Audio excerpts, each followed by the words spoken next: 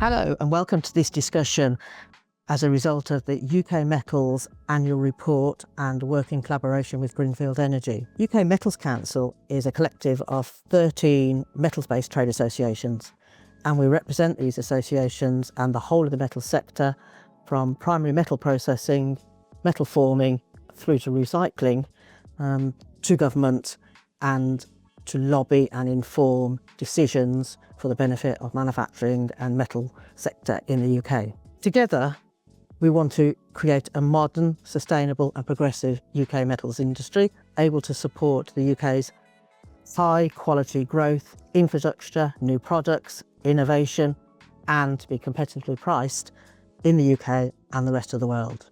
To help us do this work, we undertake an annual survey right across the sector, from SMEs to OEMs and dealers within the network. So this is the third year of the survey, and we've worked in collaboration with Greenfield to help us shape the questions, because energy has always been a key topic for the metal sector and manufacturing. This year it has been even more challenging and has definitely been a top area of concern and comment for us. So by its nature, most of the metal supply chain are high intensive energy users, but many of these aren't recognised by the government. Liam, how can we raise the profile and get companies within the forging, the galvanising sector to be recognised by the government? Thanks, Rachel. Yes, it's always been a bugbear. As you know, I work with quite a few of the associations within UK Metals where not all of their members qualify for some of the schemes. So, for example, energy intensive industries, EII, is actually really quite a powerful and beneficial scheme where, and if you qualify, you're able to secure exemptions from sort of network costs and taxes. But as you've alluded to there, it seems absolutely crazy to me that some of what I would think of as probably some of the most energy intensive industries don't qualify for that. What can we do to change that? I think in truth, the work that the UK Metals Council and the association members do will be fundamental in feeding back those pain points back to government and particularly to DBT as well, trying to educate them with some real life examples of, look, this business really is energy intensive. You've got a business here where 30, 40, 50% of their costs might be energy, but you're not classing them as energy intensive. How crazy does that seem? But I think it's about working collaboratively and taking those real life examples to the powers that be. Mm-hmm.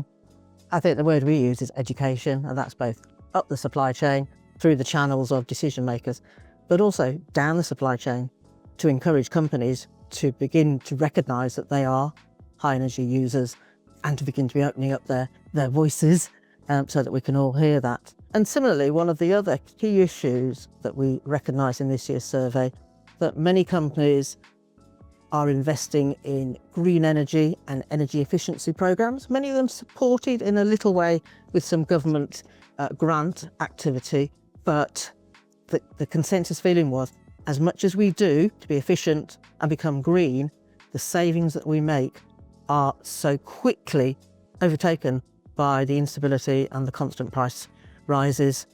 I think in terms of the investment piece and infrastructure, where we see frustration from clients and just those in the wider metal sector is where there isn't the supporting infrastructure in grids to offtake excess supply. So you might have a scenario where you've done a fantastic job and put a huge solar PV array on your factory, and you're using some of that, and you're not having to take it from the grid yourself, but you're wanting to export some of that back to grid, because that's where the ROI on the investment and the feasibility studies stack up. But in some cases, the grid just hasn't got the capacity to be able to deal with that, and that just seems crazy to me, particularly. And I think where people get annoyed with this, and we did see this with some of the comments from people, they get annoyed in that there's this huge push towards net zero and sustainability, and as a result, particularly for electricity, there are plenty of taxes which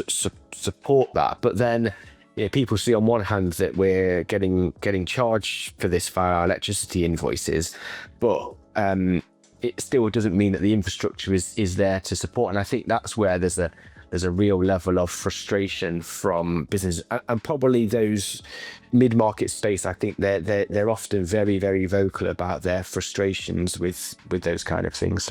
Most of the companies within the metal sector, by nature of the metal, they are producing, in many cases, a forever recyclable product. So feeding that into that awareness raising around energy, and to offset the intensive cost but the lifelong circular economy, is another part of that education circle. So just to begin to wrap this up, I think, as UK Metals Council, we have 3 key asks that will come out of the survey in September. 1, the review of the energy intensive industry scheme, so that it does include more companies, particularly those within forging, galvanising and heat treatment. 2, to offer grants and incentives for energy efficient and upgrades. Finally, to accelerate the investment in the UK's infrastructure for energy, particularly in hydrogen, electrification and carbon capture. Are they all within the realms of the discussions that you're having with your clients? Yeah, I think so. Certainly the first one is a really big one. There's a real just frustration about lack of not even long-term, sort of relatively short-term view about what are we doing all this for, and what's the benefit down the road for me in terms of costs. I think there's probably more work to be done around, yes, costs are going up and some of the taxes are going up, and we've got new non-commodity costs being introduced, which aren't pretty to see. We can't get around that. The increased costs are not good. I do think there is some work to be done about explaining what the benefit might be for that. Yes, not immediately in the next week, tomorrow, the next supply contract, but in the next couple of years, 5-10 years down the line. And I think, Liam, that concludes today's discussion, but opens up the conversation to how can the Metals Council and Greenfields Energy work together to support the metals sector approach to the net zero journey for the UK, because that's one other area that comes out of any discussion around energy. And again, the visibility and the education. It does, and again, I think this will vary drastically depending on how large a business you are.